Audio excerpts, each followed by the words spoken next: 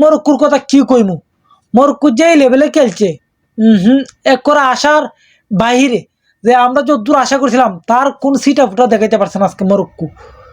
আমরা ভাবছিলাম এমন আছে ফ্রান্সকে আটকাই দিয়ে দিবে, কি আটকাইবে, কি আসিন বনু সারা কেউ আটকাইতে পারছে না ফ্রান্সকে, সবাই লুজ করছে।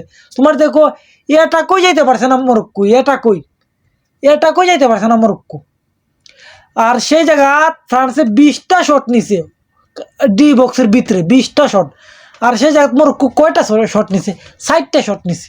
তো 4 শট আর 1 টার্গেট শট মাত্র একটা। তো একটা 1 টার্গেট শট যদি হয় পুরা ম্যাচে, তো এই ম্যাচ আর জিতবে কীভাবে তোমরা, এই ম্যাচে কামব্যাক করবে কীভাবে? যে জায়গা তো তোমার অপোজিট পার্টি 20টা নিছে, 1 টার্গেট শট নিছে 60টা, আর তুমি এই জায়গাতে নিছে মাত্র একটা, আর ডি বক্সের ভিতরে শট নিছে মাত্র 60টা। তো কেমনে তুমি এই ম্যাচে আসো? ডিফেন্স কইরা তো খালি লাভ হবে না, তোমার এমন ম্যাচ আসবে যে অ্যাটাকার দরকার, এটাকে গোল করতে হবে, কিন্তু তোমরা ভাবছিলে যে কাউন্টার অ্যাটাক দেবে। কাউন্টার অ্যাটাক কীভাবে দেবে? তোমরা তো বল নেই, ডি বক্সের হেভিটে যেতে পারো না, তোমাদের যে ডি বক্সের বাইরে যেতে পারো না বল নিয়ে, তোমরা এই ম্যাচ কেমনে জিতবে?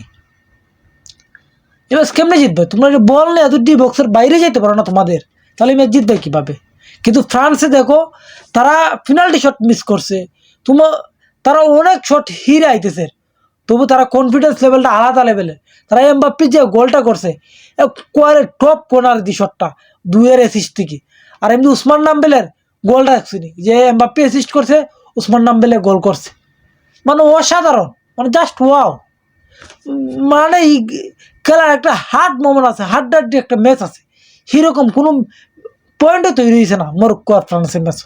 কেন মরক্কো আজকে করে তাদের যে পুরনো রূপে ফিরতে পারছে না, যে তারা গত কয়েকটা ম্যাচ যেভাবে খেললে আইসে বড় বড় দলকে দায়িত্ব ধরছে, সেইভাবে আজকে খেলতে পারছে না মরক্কো। এটা মরক্কোর জন্য এটা বিদায়ের ঘন্টা বাজাই দিচ্ছে। গত ওয়ার্ল্ড কাপে এই ফ্রান্সের কাছে বিদায় নিয়েছে মরক্কো, এই ওয়ার্ল্ড কাপও কোয়ার্টার ফাইনাল থেকে বিদায় নিয়েছে মরক্কো। আর আজকের এই ম্যাচে যে ম্যাচ হারার কারণটা কি সেটা সবাই কমেন্টে বলে যান, যে ফ্রান্সের সাথে আজকে মরক্কো হারার কারণটা কি সেটা সবাই বলে যান কমেন্টে।